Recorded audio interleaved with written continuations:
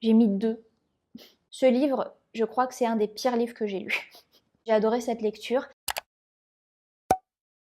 Le mois de janvier, il aura été vraiment exceptionnel. C'est vraiment un mois particulier. Dans ce mois, j'ai pas vlogué toutes mes lectures parce que j'en ai fait vraiment beaucoup. Et donc, il y a 8 livres dont je ne vous ai pas encore parlé. Et c'est l'occasion de le faire maintenant. Vous allez voir qu'il y a des lectures très bonnes. Il y a des lectures vraiment ok, moyennes, ça va, sympa. Et il y a des lectures vraiment décevantes.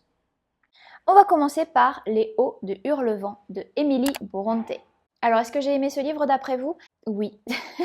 Et j'en suis la première à être vraiment étonnée. Contre toute attente, j'ai mis à ce livre un 4,25 et il m'a vraiment plu. Alors dans ce livre, on va suivre un homme qui s'appelle Heathcliff et qui va être adopté par les Earnshaw. Et eux, ils vivent sur les hauts de Hurlevent, donc c'est un domaine un peu isolé. Et lui, Heathcliff, en fait, il va être vraiment beaucoup aimé par son père. À la mort de son père, il va être réduit d'un coup au statut de domestique en fait. D'ailleurs, son frère va plutôt se venger sur lui parce que son père le préférait en fait. Par contre, dans cela, il va y avoir Cathy Earnshaw, qui est donc sa sœur, ils n'ont pas de lien de sang, hein.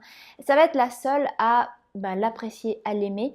Et il va y avoir presque même un amour, un début d'amour qui va commencer entre les deux. Voilà ce que je peux vous dire sur le début du livre. Donc au début, franchement, je pense les 4 premiers chapitres au moins, c'est vraiment complexe. Je comprenais pas le contexte, je comprenais pas. Parce que ça, c'est un peu aussi le propre des romans classiques. J'ai l'impression qu'ils aimaient bien toujours qu'il y ait un autre narrateur pour expliquer une histoire. Donc t'as toujours un récit rapporté. C'est compliqué de rentrer dans la lecture à cause de ça. Et au début, je dois dire que ça m'a fait beaucoup rire parce que d'abord, j'ai adoré la plume de l'autrice parce qu'ils disent des trucs comme ce vilain coquin. Bah ouais, il y a vraiment une plume qui est très particulière que je trouve très poétique et très belle et parfois très exagéré aussi, hein. On est sur des fois des dramas, c'est d'une tragédie, ils se font des dialogues, mais au début j'ai tellement ri avec les dialogues parce que c'est tragique, hein, vous voyez, ils se parlent d'une manière, franchement, rien que pour ça, ça vaut le coup de lire le livre parce que au début c'est même assez drôle en fait. Ça s'est un peu estompé parce qu'on est rentré vraiment dans un côté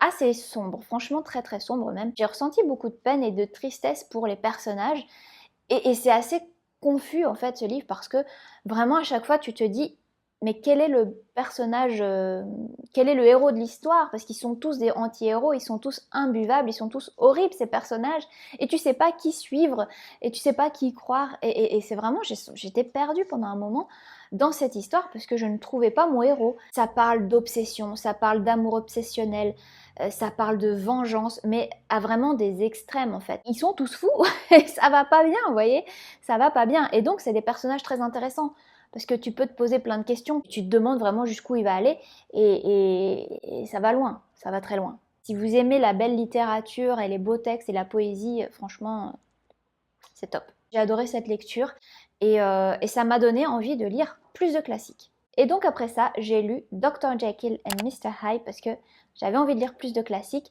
de Robert Louis Stevenson.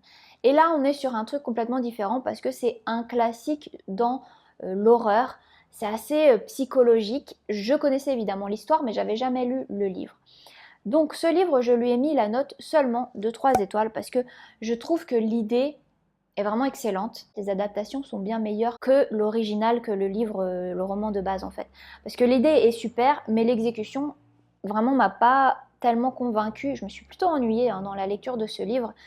On retrouve encore une fois une belle plume. Moi, c'est vrai que j'aime bien ces textes anciens. Je trouve que c'est bien écrit. Je trouve qu'il y a quelque chose de poétique à chaque fois là-dedans. On suit en fait le notaire du docteur Jekyll et c'est par lui et par les rumeurs de la ville, de la société et tout, qu'on comprend ce qui se passe.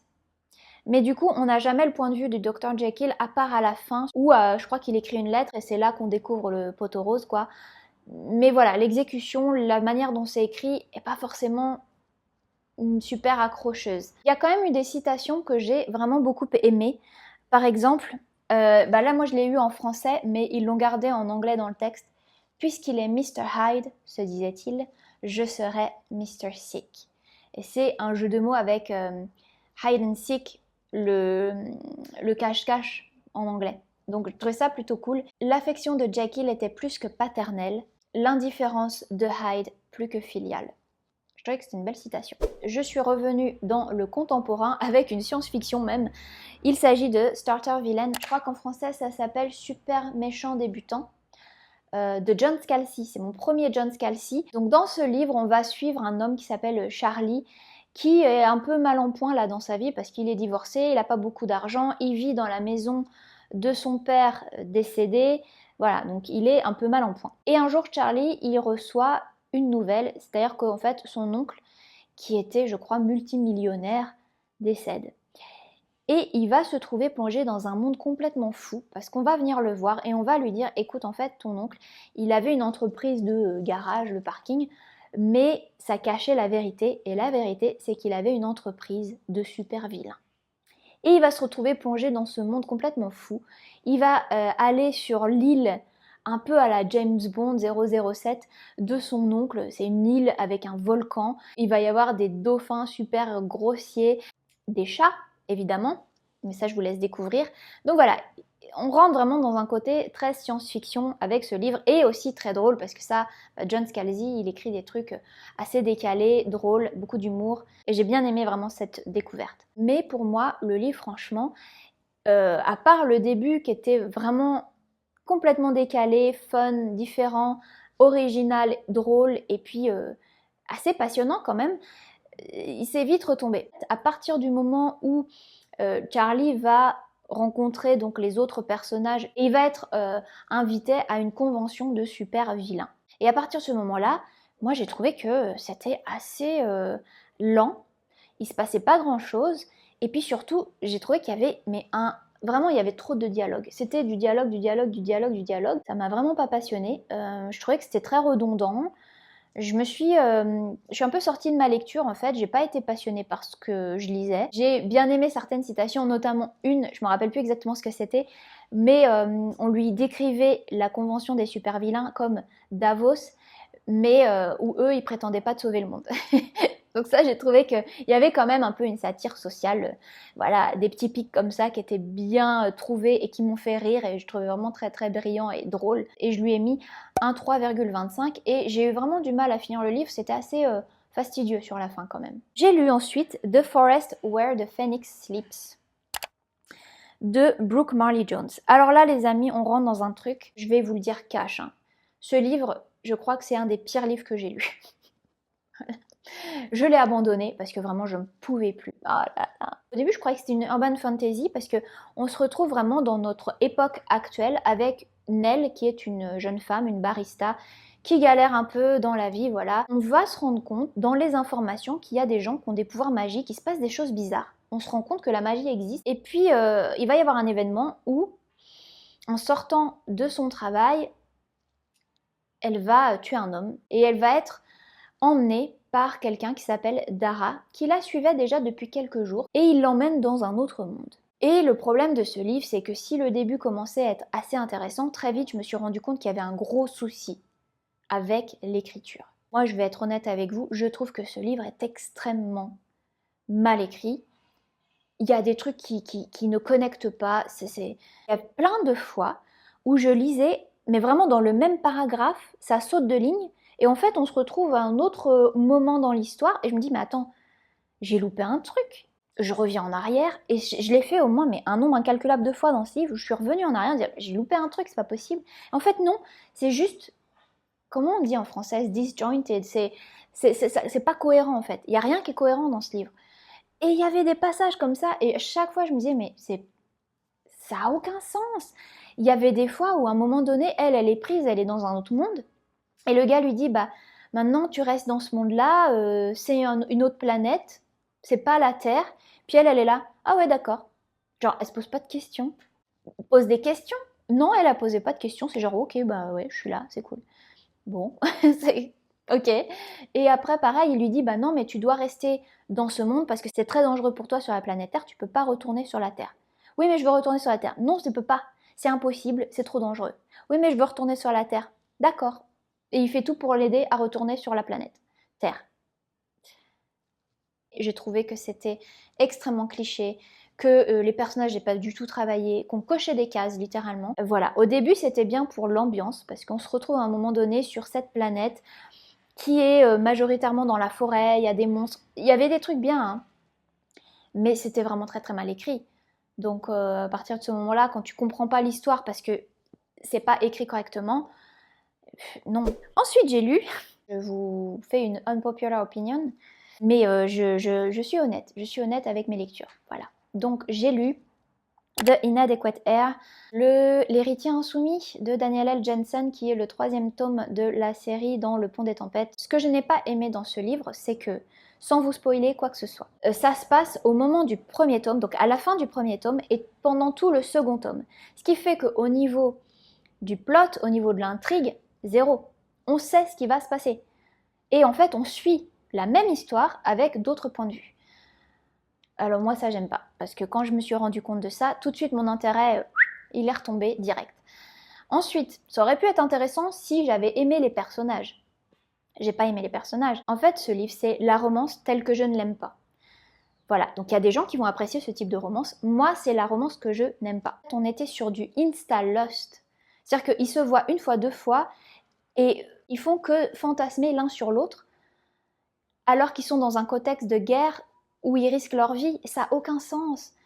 Moi, c'est vraiment pas la romance que j'apprécie. Je n'aime pas ça, je trouve ça complètement pas crédible du tout, et ça m'intéresse pas. Moi, j'ai envie que ce soit romantique, j'ai envie que les personnages se rapprochent malgré la difficulté, malgré qu'ils risquent leur vie, mais qu'ils se rapprochent vraiment, pas qu'ils se rapprochent physiquement. Ça n'a pas de sens. Une nouvelle de 200 pages suffisait, mais largement. Il y a eu 600 pages de ce livre, 600 pages pour la même intrigue. J'ai mis 2. J'ai mis 2 parce que la fin donne envie de lire le prochain. Donc ça, c'est bien fait, bravo. Parce que franchement, j'ai souffert pendant tout le livre, mais j'ai eu envie de lire le prochain. Je sais pas si véritablement je vais lire le prochain, parce que ces deux personnages ne m'intéressent absolument pas. Donc je sais pas si je vais lire le prochain, j'étais vraiment déçue. Mais vraiment, je dois dire quand même que la fin donne envie de lire. C'est pour ça que j'ai mis 2 étoiles. Bien joué, bien joué. Après cette lecture très décevante, vraiment j'étais très déçue, j'ai lu L'Appel de la forêt, encore un classique de Jack London. C'est un roman qui était publié en 1903 et qui suit l'histoire de Buck. Il y a eu une adaptation d'ailleurs récemment. L'histoire de Buck, c'est un chien magnifique qui vit une vie très plan-plan, pépère, tranquille, sauf qu'un jour il va se faire kidnapper parce qu'à cette époque-là, il cherchait de l'or et les chercheurs d'or avaient besoin de chiens forts. Et puis on va suivre ce parcours de ce chien qui va se faire vendre plusieurs fois et qui va finir chien de traîneau dans des conditions extrêmement rudes. Et vraiment, ben voilà, si vous êtes des amoureux des animaux et des chiens particulièrement, on suit vraiment l'histoire du chien, mais dans la tête du chien. Et ce que j'ai vraiment aimé, c'est que c'était bien écrit parce que c'était crédible. On n'était pas dans l'humanisation du chien. Je trouvais qu'il y avait vraiment des passages qui étaient totalement crédibles pour un chien en fait. Voilà, on suit l'histoire de ces chiens qui sont totalement exploités. Bon, l'humain est... on ne présente plus l'humain. Est-ce que j'ai besoin de dire ce qu'est l'humain ? Non, donc voilà. Ce qui est dur aussi dans ce livre, c'est que on suit comment Buck découvre la cruauté humaine, parce que lui, il connaissait pas ça. Il était bien traité, il vivait une très belle vie, et là, il va découvrir la cruauté des humains. Et c'est trop dur, ça fait trop mal au cœur. Et donc j'ai beaucoup aimé ce livre pour ça. Ceci dit, je lui ai mis un 3,50. Je sais pas exactement ce qui m'a manqué dans le livre, mais j'ai trouvé que c'était dur, cruel, surtout le début, particulièrement le début. Et puis finalement, après, j'ai été moins touchée émotionnellement dans le livre en fait. Voilà, donc pour moi c'était une bonne lecture, mais ça va pas plus loin qu'un 3,50. Surtout ce que j'ai vraiment beaucoup aimé, c'est qu'on sent que Jack London, il aime véritablement la nature, les animaux, qui parlent pour eux en fait. Et ça c'est vraiment chouette, et pour ça ce livre mérite d'être lu. J'ai également lu un nouveau livre, d'ailleurs on en entend beaucoup parler actuellement, parce que je crois qu'il vient d'être publié en français, et il s'agit de, je crois que ça s'appelle en français La glorieuse revanche ou vengeance de Maud Horton. Et bah écoutez, je sais pas trop quoi vous en dire parce que vraiment j'ai pas du tout accroché sur ce roman, et c'est la première fois, et c'est pas parce que c'est le pire roman en fait, mais je sais pas quoi vous dire, j'ai pas du tout accroché à ce roman, j'étais pas dedans du tout, et je l'ai abandonné à 20%, donc je peux pas vraiment vous en parler, mais je sais pas, ça m'a pas... la manière dont c'était écrit, l'intrigue en elle-même, ça m'a pas accroché. Pourtant, moi j'aime bien la Londres victorienne, en plus ça parle un peu d'Arctique, il va y avoir un meurtre étrange, enfin, voilà, il y a des choses qui auraient pu être intéressantes, mais ça m'a vraiment tellement pas passionnée que je l'ai arrêté à 20%.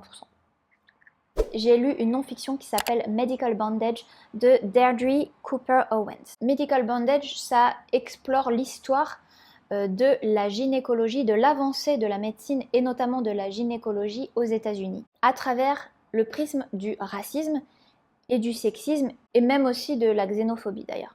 J'ai appris dans ce livre que en fait, les Européens étaient très avancés au niveau médical et gynécologique par rapport aux Américains et les Américains ont rattrapé leur retard en utilisant les femmes esclaves.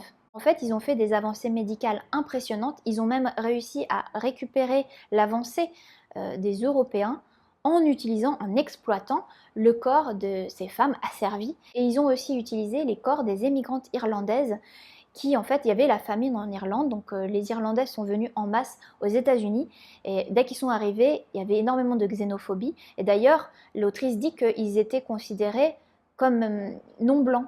Et donc l'autrice va parler notamment du médecin Sims, qui est considéré comme le père de la gynécologie moderne, mais le type a utilisé des femmes esclaves, des femmes noires esclaves, sans anesthésie. Ce qu'ils disaient, c'est que forcément, ça les intéressait bien. Donc eux, pour eux, les femmes noires, c'était des super bodies, donc en fait, elles souffraient pas.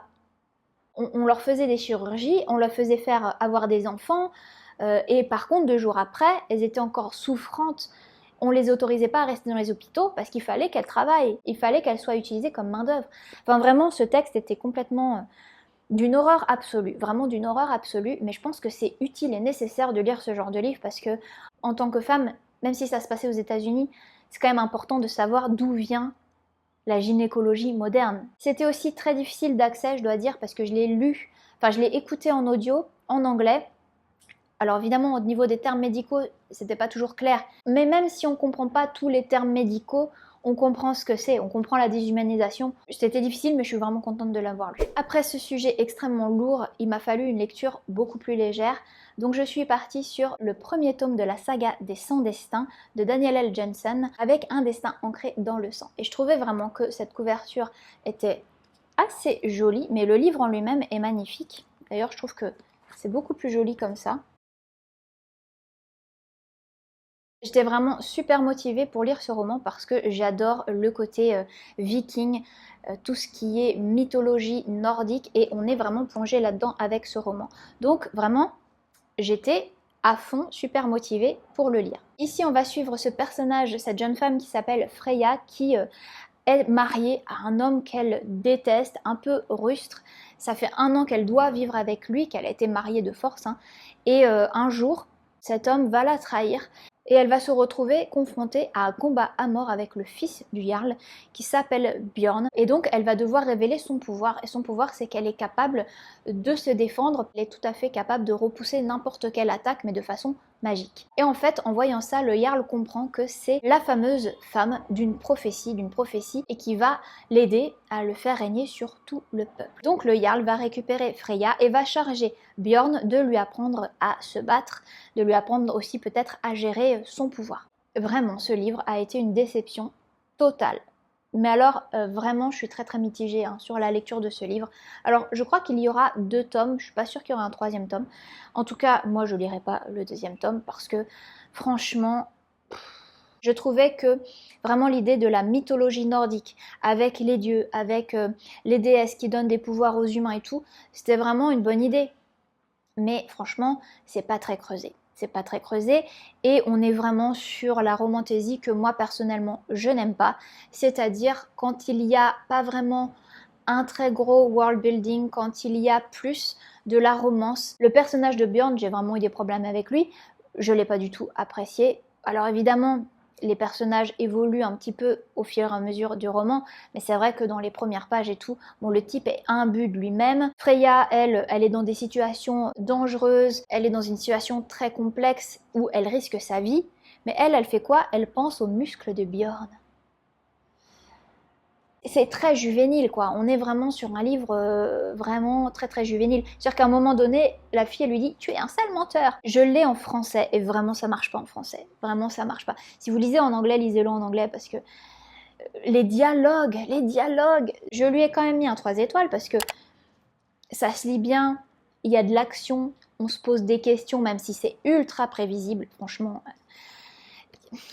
Pour moi, ça tombe vraiment dans des trucs très faciles, c'est un peu feignant quand même. Ça le fait pas.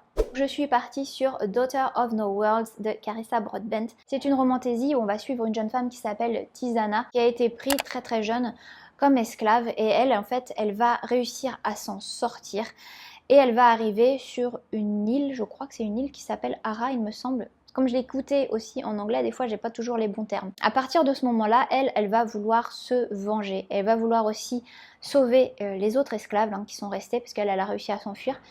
Et donc son but, son goal, c'est de s'inscrire dans les ordres pour apprendre à manier la magie et réussir à se venger. On va lui présenter un homme qui s'appelle Maxantarius, qui est un ancien guerrier mais qui ne combat plus et qui lui déteste les ordres. Et en fait il a aucune envie de lui apprendre la magie, il a aucune envie de travailler de nouveau pour les ordres. Sauf que elle va lui raconter au bout d'un moment son histoire et il va accepter de l'aider. Alors d'abord j'ai aimé ce roman pour plusieurs raisons, parce que j'ai trouvé que déjà il était assez dark, très sombre, violent. L'autrice, elle ne nous épargne rien. Tisana, elle subit des choses extrêmement graves. D'ailleurs, il y a des trigger warnings. Alors, à vous de regarder si vous êtes sensible à certains sujets. Mais voilà, c'est vraiment... on est sur quelque chose de vraiment dur.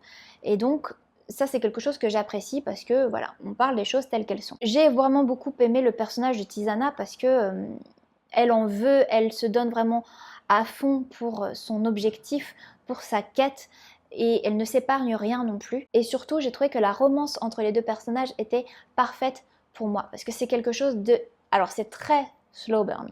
Si vous aimez le slow burn, ça vous plaira, mais c'est quand même très slow burn. On est vraiment sur quelque chose de sentimental. Ils s'apprennent dans les détails de leur vie quotidienne. On n'est jamais dans ce truc de fantasme, de physique. Ça, c'est très rafraîchissant. Jamais elle est là, ah mais qu'est-ce qu'il est beau, mais quand même, regarde. Non, jamais. Elle est vraiment concentrée sur sa quête. Elle a son objectif et lui, il est là pour l'aider, mais voilà, elle apprend à le connaître. Vraiment, il y a des moments, je lisais ça et je trouvais ça tellement beau et chouette et joliment écrit.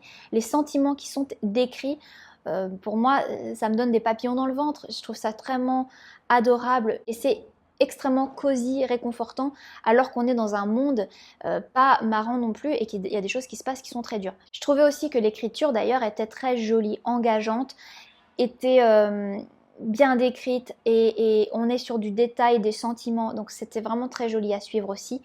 Et on explore véritablement ces deux personnages en profondeur. C'est pour ça que le roman est assez long, alors que le roman est introductif. On est vraiment sur un roman qui me semble très introductif, et il est assez long par rapport à ce qu'il dit réellement. On apprend vraiment à connaître les personnages en profondeur. J'ai pas eu un coup de cœur et j'ai mis un 4 étoiles, parce que pour moi, il y avait vraiment des lacunes dans le world building, vraiment pas assez développé. La magie m'a pas particulièrement convaincue. Ces espèces de trucs avec les papillons et les fleurs, j'ai trouvé ça assez léger, franchement assez léger. Le côté aussi politique manque un peu. L'audio en anglais, c'était pas mal. J'ai bien aimé la narratrice, même si quand elle faisait des voix enfantines ou d'hommes, c'était pas extraordinaire. Franchement, c'était un petit peu bizarre. Et il y a aussi le point de vue de Maxantarius, où là, quand c'était vraiment ce narrateur, j'ai pas aimé quand il narrait, et franchement souvent j'avais du mal à accrocher à ce qu'il disait, à me concentrer sur la lecture. Je pense que j'ai loupé des trucs parce que il narrait d'une façon tellement pas naturelle et bizarre. On avait l'impression qu'il était toujours en train de courir, qu'il était pressé, alors que j'écoutais pas en très rapide, j'écoutais en normal. J'écoutais en peut-être 1.2 ou 1.2. Je lirai la suite de la série, mais en la lisant cette fois-ci, parce que j'ai pas été convaincue par la narration audio. Et enfin, je termine cette update lecture avec un thriller. J'ai lu Home is Where the Bodies Are de Geneva Rose. C'était le premier roman de Geneva Rose que je lisais. Et j'ai plutôt bien aimé, j'ai été vraiment intriguée par ce roman. L'histoire est plutôt intéressante parce que on va se retrouver donc avec une fratrie de 3 enfants. La mère de famille décède et eux ils vont se retrouver, alors ils ont des problèmes. Chacun d'entre eux a ses propres problèmes et ils s'entendent pas très bien, d'ailleurs ça fait un moment qu'ils se sont pas vus. Et donc ils vont se réunir au moment de la mort de leur mère pour gérer forcément la maison, etc. Et au moment où ils vont ranger la maison, trier les affaires, ils vont tomber sur une cassette vidéo très particulière. Parce que là, il semblerait que leurs parents soient responsables de la mort d'une jeune fille. Voilà, et donc on va refaire l'enquête avec eux, essayer de comprendre ce qui se passe. Franchement, j'ai été assez happée par la lecture dès le départ. Le mystère se met assez rapidement en place. Mais écoutez, pour moi ce roman était plutôt sympa à lire, il y avait une bonne intrigue, une bonne intrigue de base. Par contre j'ai trouvé que la scène justement où on voit la cassette vidéo, j'ai trouvé que cette scène n'était pas très percutante alors que c'était un peu la scène que moi j'attendais le plus dans le livre. Au moment où ils vont découvrir la cassette vidéo, on est vraiment en fait sur un thriller popcorn, pas très original. J'avais quand même l'impression de littéralement voir un film que j'avais déjà vu, un thriller américain, voilà, basique. On voit quand même aussi se dessiner les grandes lignes de ce qui pourrait se passer. Néanmoins, j'ai apprécié lire ce livre parce que ça m'a assez accroché, j'avais envie de le lire, j'avais envie de continuer la lecture. Voilà, c'était divertissant, c'était agréable à lire. Je lui ai mis un 3,50 parce que c'était un plutôt bon thriller, mais rien de fou et rien d'exceptionnel et rien de très original non plus. J'ai fait le tour de tous les livres que j'avais lus au mois de janvier et dont je ne vous avais pas encore parlé dans le détail. Alors vous voyez que j'ai pas eu des lectures extraordinaires, hein. Franchement c'était assez moyen quand même dans l'ensemble. Dites-moi si vous avez lu un de ces livres et ce que vous en avez pensé en commentaire. N'hésitez pas à me dire s'il y a quand même des livres dans cette sélection qui vous fait quand même envie. Je trouvais que c'était vraiment un mois avec pas mal de surprises parce que j'aurais jamais pensé aimer autant Léo de Hurlevent par exemple. J'espère que cette vidéo vous a plu, je vous remercie de l'avoir regardée jusqu'au bout. On se retrouve bientôt. Ciao!